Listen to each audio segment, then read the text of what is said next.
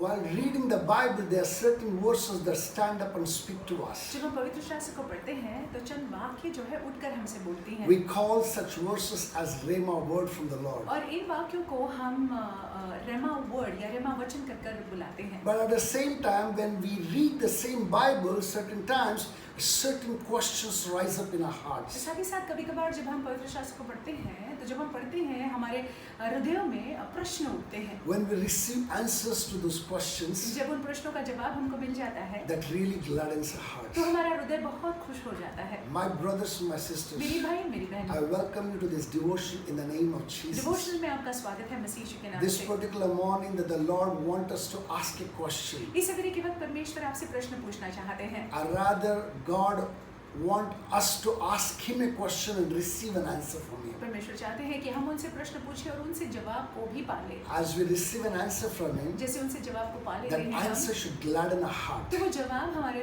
हृदय को खुश कर देगा, आनंदित कर देगा. Hallelujah. Hallelujah. I want us to open our Bibles to Psalms 37. हम पवित्र शास्त्र में देखेंगे भजन संहिता 37 We're going to read from verse 23 to 24. 23 और 24 पढ़ेंगे. And I'm going to read it from the NKJV version.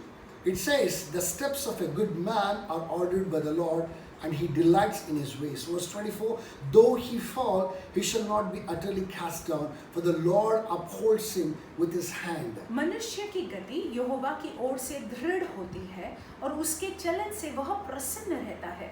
चाहे वह गिरे तो भी पड़ा न रहेगा, क्योंकि यहोवा उसका हाथ थामे रहता है. Listen to this carefully. ध्यान से सुन The लीजिएगा. steps of a good man, or some of the versions say righteous man, are ordered by the Lord. लिखा हुआ है कि एक धर्मी जन के चलन को परमेश्वर चलाते हैं. And then further down it says that he delights in him. That is God delighting in man. लिखा हुआ है कि परमेश्वर जो है मनुष्य में प्रसन्न होते हैं. So when God delights in a man, जब परमेश्वर किसी मनुष्य में प्रसन्न होते हैं, verse 24 says it very beautifully. 24वें वाक्य में बहुत सुंदर Though लिखा हुआ this है, man in whom the Lord delights, और ये व्यक्ति जिससे परमेश्वर प्रसन्न है he fall, वो गिरता है he shall not be utterly cast down. तो वो गिरा पड़ा नहीं रहेगा. The word of God further says, for the Lord upholds him with his hand. क्योंकि यहोवा उसका हाथ थामे रहता है. Praise God. परमेश्वर के नाम पे Hallelujah. Hallelujah. If after reading this particular verse, और इस वाक्य को पढ़ने के बाद we all want to be that person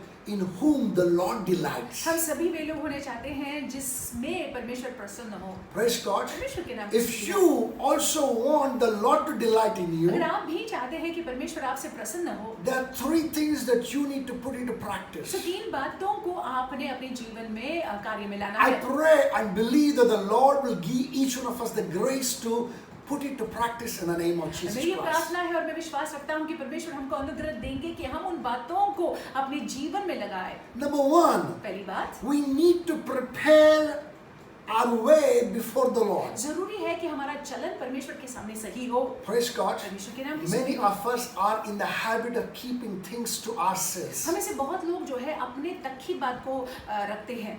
Rather, the human character is such that it is very secretive.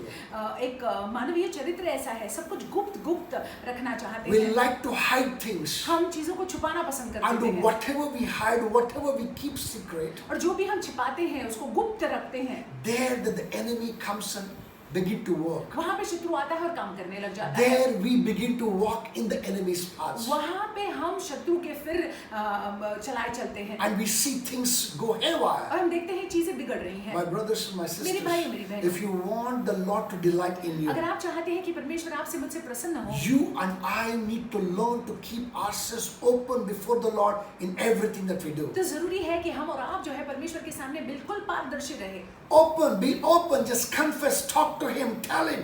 Don't hide anything from God. और खुला परमेश्वर के सामने रहे, उनसे बात करें, उनको बताएं, उनसे कुछ न छुपाएं. Another thing that I want to tell you, और एक बात कहना if you चाहूँगा, don't tell that the Lord does not know, it is not like अगर that. आप परमेश्वर को न बोले इसका मतलब ये नहीं है कि परमेश्वर नहीं जानते हैं. Whether you confess it or don't confess it, Lord knows it all. अगर आप उनको बोले या न बोले, परमेश्वर सब कुछ जानते But हैं. He watches what you do. लेकिन वो आप पर अपनी नजर को लगाए हुए है कि आप क्या करते हैं.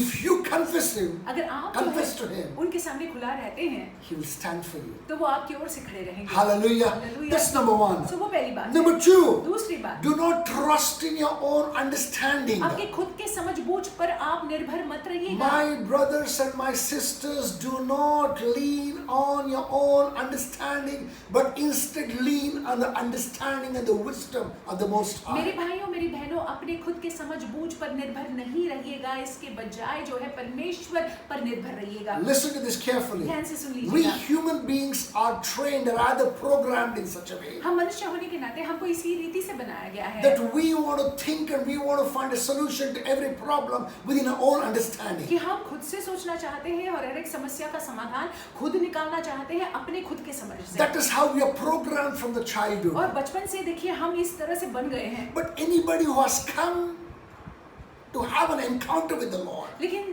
जिसका मुठभेड़ यीशु के साथ में हुआ है, when that person comes to know that we need to now depend on God and lean on the understanding of God, जब वो व्यक्ति यीशु के साथ मुठभेड़ होने के बाद समझ जाता है कि मुझे परमेश्वर पर निर्भर रहना है, उनके समझ पर निर्भर रहना है, it will be difficult initially. और शुरुआत में कठिन होता है, But as we take the help of the Holy लेकिन Spirit, जैसे हम पवित्र आत्मा की सहायता लेते हैं, we will be victorious. हम जयवंत होंगे। We will begin to involve Him. हम परमेश्वर को हर एक बातों में लगाएंगे We begin to operate under the wisdom of God. और परमेश्वर की बुद्धिमत्ता में हम कार्य करने And लगेंगे। when you operate under the wisdom of और जब God, हम और आप परमेश्वर की बुद्धिमत्ता में कार्य शुरू that करते is हैं, when you start looking like Jesus. हम फिर जाकर यीशु की तरह दिखने लग जाते हैं। Jesus operated under the wisdom of और God. यीशु मसीह जो है परमेश्वर की बुद्धिमत्ता में चले, You too will begin to look like Jesus. हम भी यीशु की तरह दिखने लगेंगे। Imagine how beautiful it will be. कल्पना कीजिए कितना सुंदर होगा। Hallelujah. Hallelujah. When you begin to operate like Jesus, God must delight in you. जब हम और आप जो है यीशु की तरह हमारा चाल चलन होगा तो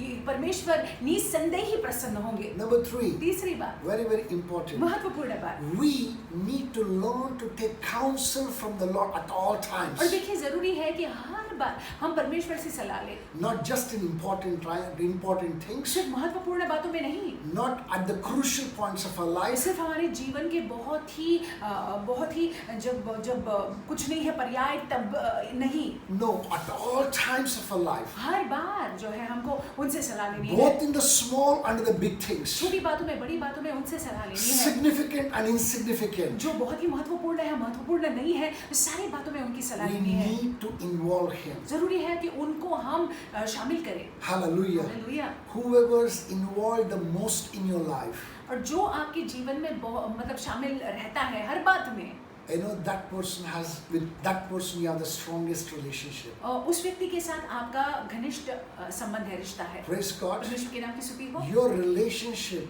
how strong it is, will manifest how often you go to God in seeking His will in everything you do. और देखिए आपका रिश्ता परमेश्वर के साथ में कितना घनिष्ठ है, इस बात से निर्धारित होता है कि आप उनके पास में उनके पास कितनी बारी जाते हैं सलाह लेने के लिए। When you go for counsel to God, जब आप जो है परमेश्वर के पास जाते हैं सलाह लेने के लिए, you cannot fail. आप जो है हार नहीं सकते हो। Life here and life hereafter shall be a portion. जीवन यहाँ पे और जीवन इसके बाद हमारा भाग होगा। Praise God. परमेश्वर के नाम की स्तुति हो। Hallelujah. Hallelujah. Such a person ऐसा व्यक्ति, in whom the Lord delights.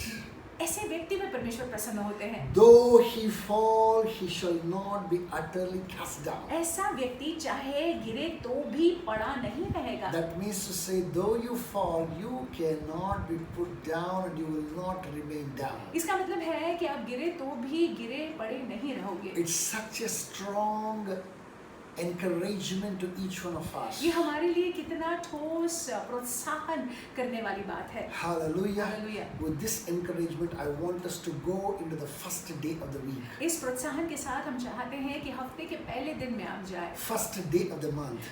महीने के पहले दिन में आप And जाए, the first day after the lockdown. और लॉकडाउन के बाद पहला दिन। Your month shall go great in the name of आपका Jesus. महीना बहुत ही सुंदर जाएगा यीशु मसीह के नाम As से। your week and the day will go great. जैसे आपका हफ्ता और आपका दिन बहुत अच्छा जाएगा। God bless you. परमेश्वर आपको You have आशीषित an रखे। awesome day. आपका दिन बड़ा अद्भुत जाए। Stay blessed. आशीषित रहिएगा।